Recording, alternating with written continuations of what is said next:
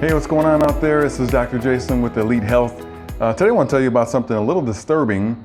There's a very educated person on social media, I'm not going to name his name, who is really bashing all sorts of plants. Like pretty much every plant, he says, has all these toxic poisons in it, and he's got all this literature and research to back it up. He's actually a medical doctor, and he actually points to some literature that is apparently published. And so I just want to let you know, because you're going to hear stuff like this that's just so extreme. And it's from a doctor, from someone you might say, well, he's got to know what he's talking about, got a medical degree, right? So here's the deal. There may be some evidence, like there is with a lot of things. Pretty much whatever you want to look for, you'll find it, right? There's some evidence that plants have toxins in them. Absolutely. I've talked about them before. Some of them are like phytic acid. Other ones might be like the lectins, okay? So no one of these is really going to hurt you as far as like it's going to create huge toxicity and kill you unless you're allergic to it. But can they be too much in our diet? Certainly. Can they accumulate? Yes. Can you have a diet that's out of balance and have too much of that and not enough of the stuff that can balance it? For sure. Absolutely. Having said that, I just don't know why he can preach this out there and really do it with a straight face, because why?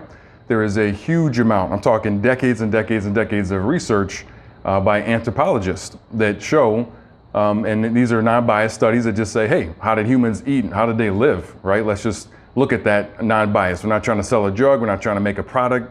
It's just geeky literature published, right? What they found is on either extreme, either all plant eating and no animal products, there's no evidence that any tribe successfully lived for an extended period of time, meaning they could survive, maybe a couple years on it in isolated cases, but no tribe could live in human evolutionary history with only meat, okay? And there's also on the other side, there's been no evidence that a tribe can exist on only plants without meat. So either extreme, according to anthropology, which again is thousands of studies over decades and decades, that is what we're looking at as far as the actual truth behind this stuff, okay? And you notice also this doctor does claim that he just goes on and on about his professors in school tell him about, I don't eat plants, my kids don't eat plants, like they're poisonous, they're trying to kill you. Again, you can point to some individual studies of that maybe, but look at the total body of evidence on something before you make up your mind. That's what I've been doing my whole career, over 20 years right now. And I don't just take one paper, one article, one expert and say, oh, yep, that's it, holy grail, we got it solved. No, science continues to evolve, but what's important is to look back at the literature and compare what's going on, I'll go over again, millennia, of evolutionary history, and compare that to some modern studies and findings, and then really make an educated decision on that, right? So therefore, there are some people though that could thrive on a more meat-based diet. I definitely don't, not denying that at all. And there's some people that could thrive on almost a completely 100% plant-based diet. The issue is that you have to know which of those types you are. If you don't know how to, there's metabolic typing, there's certain things we can do to find that out. I've got great testing here to figure that out. But if you don't know that, then you shouldn't really guess, in my opinion. You can certainly try it out, but some people might miserably fail. But a couple concerns there, of course, going all meat and no plants at all. You're just cutting out a lot of nutrition from your diet, a lot. And most people I see, most patients have trouble with constipation, so that might become an issue. And then also another thing is you've got to get high quality meat. If you're going to go all meat, it's got to be quality, right? Because one thing about meats is that they quarantine a lot of the toxins that the animal may come in their environment. They quarantine them in fat or in their organs, which you may be consuming, like liver, okay?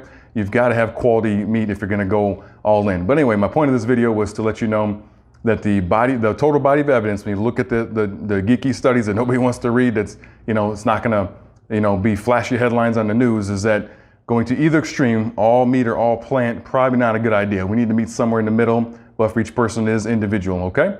He does promote this diet for anti-cancer, and I can't agree with him on there. There's actually a lot of studies that show it can starve tumors of glucose, their primary fuel. There's other metabolic pathways that tumors can use to get fuel, so it's not 100% across the board, but a lot of cancers are slowed or maybe even stopped as far as growth from a ketogenic or a very heavy animal-based diet. But again, I've seen lots of people thrive with plant-based diets and do really good with cancer and shrink tumors and stuff as well. So again, we can look at that both ways, but I can see that as being one aspect. So just keep your eyes open and keep your mind open and don't just follow. Let's take one influencer out there and follow that person all the way, right? Let's look at different types of opinions. I follow people that I usually disagree with. Guess what? I follow them anyway because I'm trying to be open-minded. Maybe I catch a kernel or two I can go look up and say, hey, that's something I didn't know. We can always learn from each other even if we disagree. All right?